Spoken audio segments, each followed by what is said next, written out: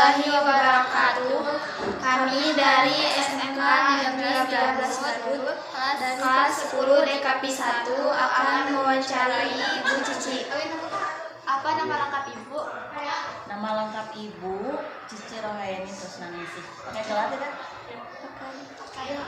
Cici Rohayani Tresnaningsih SEGR. Kebetulan kemarin Ibu baru menyelesaikan pendidikan profesi ya. Jadi ada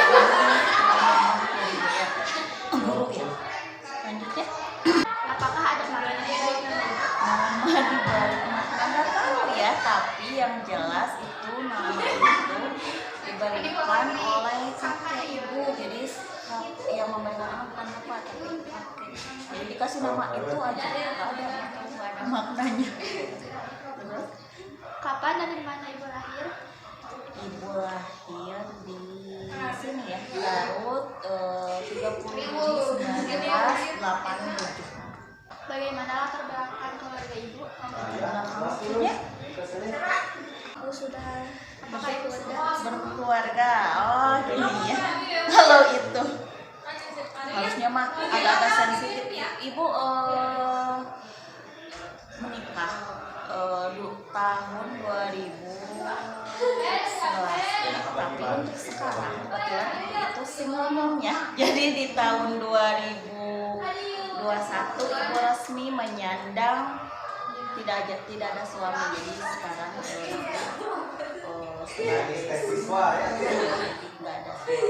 belum ada suami. Kalau dulu ada suaminya, anak Ibu 2 ya, ada perempuan dan ada laki-laki. Anak pertama laki-laki, yang kedua perempuan.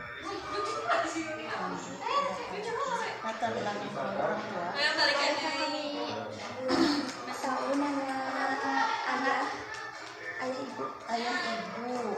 Namanya Emasri. Kalau Ibu namanya, Ibu dilahirkan oleh seorang ibu yang bernama Dede Khadijah. Asli orang Pananjung, Ibu anak keberapa dari saudara berapa? Ibu anak ketiga dari 3 bersaudara. Jadi yang ada itu hanya kakak Ibu. Jadi anak ke-1 kakak Ibu laki-laki, anak keduanya meninggal, dan yang ketiga Ibu. Ketiga dari 3 bersaudara. Apa saja pendidikan formal yang pernah Ibu jalani? Pendidikan formal mulai dari SD. Kalau dulu nggak mengenyam pendidikan TK, tapi Ibu langsung ke SD. SD-nya di sini SD Kisandaan 1 kalau dulu ya. SMP-nya di SMP Pamulihan, lulus tahun 2002. Selanjutnya Ibu sekolah di SMA Negeri 2 Garut. Itu Negeri 2 Garut itu ada di Rogo tahun 2002 sampai 2005. Selanjutnya Ibu kuliah di UPI Bandung dari 2005 sampai awal 2010. Apa saja pendidikan non formal yang pernah Ibu ikuti? Seperti les? Pernah les pas saat SMA, pernah les di namanya tuh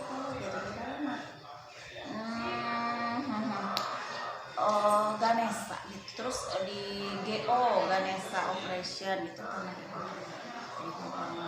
Pernahkah Ibu mengikuti organisasi pengembangan diri ketika masa sekolah? Masih sekolahnya ya, Ibu kan pas SMP jadi ketua OSIS. Yang pas SMA masuk ke organisasinya ini apa namanya, bukan pramuka, kan wajib ada pramuka, terus ada juga paskibra juga pernah, pramuka, terus OSIS. Selanjutnya itu lupa lagi. Apa saja pekerjaan yang pernah Ibu geluti?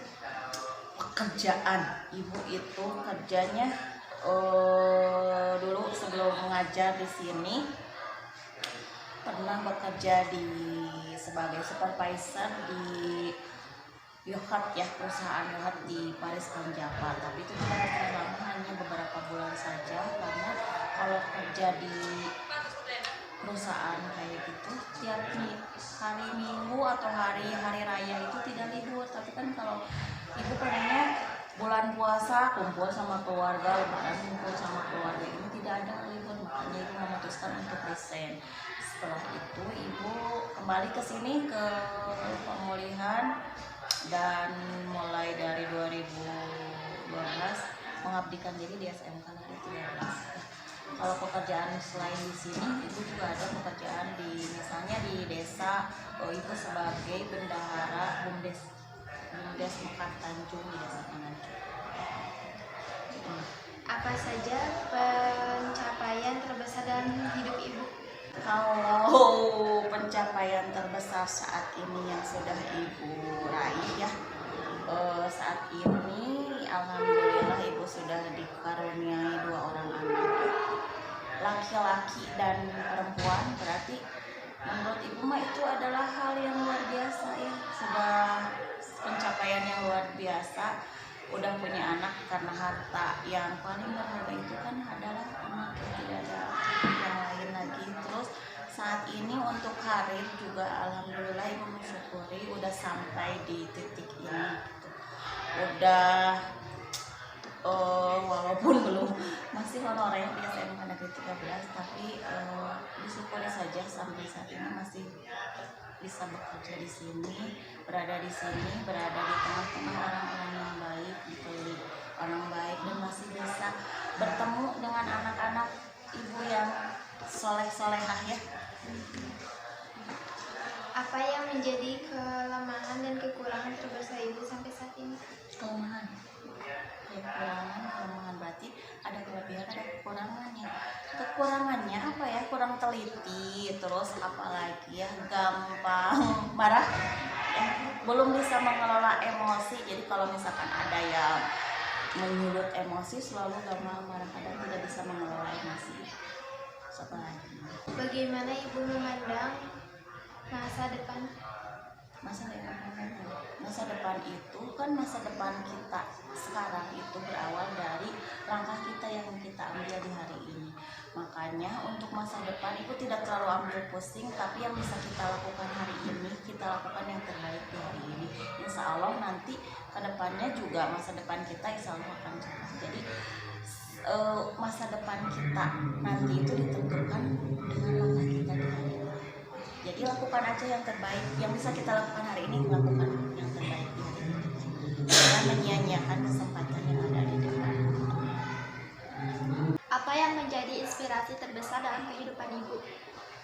Inspirasi terbesar itu, keinginan terbesar ibu itu ingin menjadi seorang ibu yang terbaik untuk anak-anak, menjadi wanita yang mandiri, wanita yang tidak tergantung sama siapapun ya. Karena pada akhirnya kita itu tidak boleh tergantung sama siapapun, karena yang bisa menolong kita adalah diri kita sendiri. Pernahkah ibu mengalami sebuah rintangan yang berat dalam kehidupan di dunia karir, sosial, bahkan kehidupan pribadi? Berkenankah ibu menceritakannya kepada kami, bagaimana ibu melaluinya sehingga dapat menjadikan motivasi dan pengalaman berharga bagi kami? Pengalaman terberat itu berat.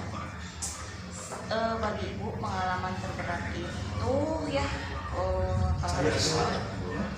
saat harus mengakhiri sebuah rumah tangga. Itu pengalaman yang berat banget. Itu terjadi di tahun 2020, di awal 2020, di akhir 2020, di awal 2021. Mana itu kan kebetulan saat itu sedang terjadi corona ya. Jadi selain mental diuji ya, yang awalnya tidak menyangka akan terjadi seperti ini, karena orang-orang juga menyangka bahwa kenapa sih keluarga yang harmonis bisa tiba-tiba hancur begitu saja ya pada akhirnya. Tapi karena memang ini sudah takdir, sudah jalan dari Allah, mungkin harus jalannya seperti ini. Yang harus ibu lakukan adalah apa?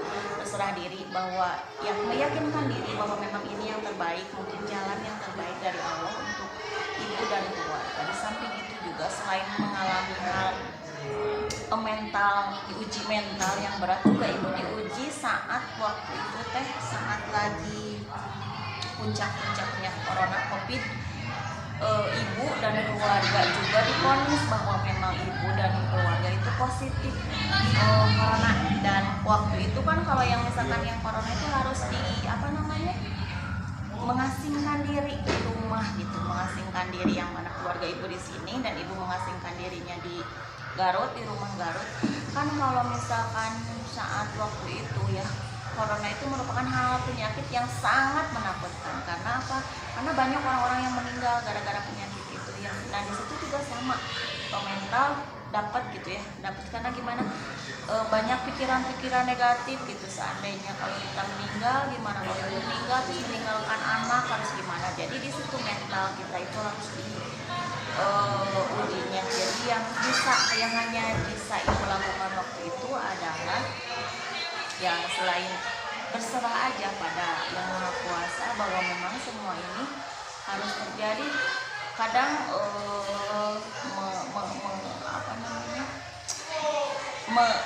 pikiran yang jahatnya, yang jeleknya itu memberontak gitu. Kenapa harus terjadi saat semuanya seperti pepatah mengatakan sudah jatuh tertimpa tangga gitu ya. Berat yang ibu alami itu di 2021 yang mana harus berpisah dari suami. Jadi mengalami yang tadinya keluarga lengkap, harus meyakinkan anak bahwa yang tadinya kita keluarga lengkap, sekarang ibu harus berperan sebagai ibu sekaligus ayah. Tapi sampai itu hanya keterpurukan itu hanya berjalan beberapa bulan ya.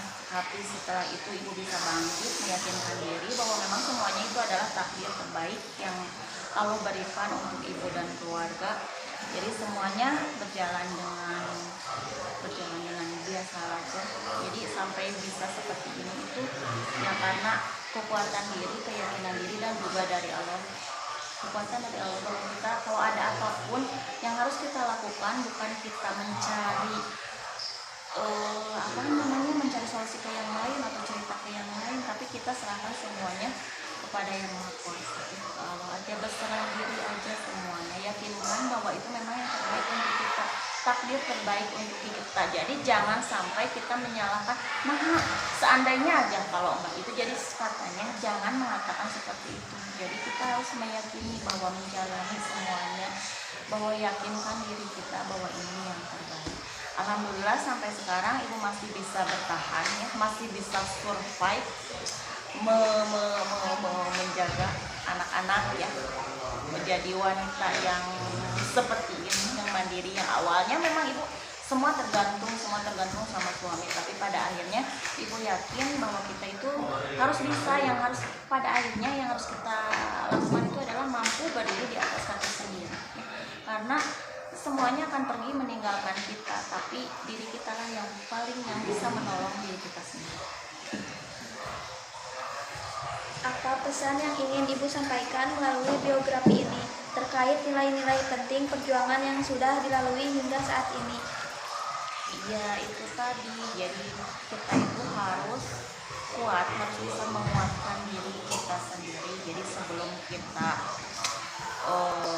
membahagiakan orang lain, bahagiakanlah diri kita sendiri. Karena pada akhirnya yang mampu mengerti, memahami diri kita itu seperti apa, diri kita maunya apa, itu hanya diri kita sendiri ya.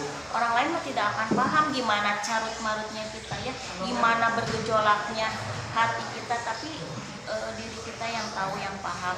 Jadi usahakan kalian juga sama analisis diri kita, tahulah kenalilah diri kita sendiri, kenali diri orang lain.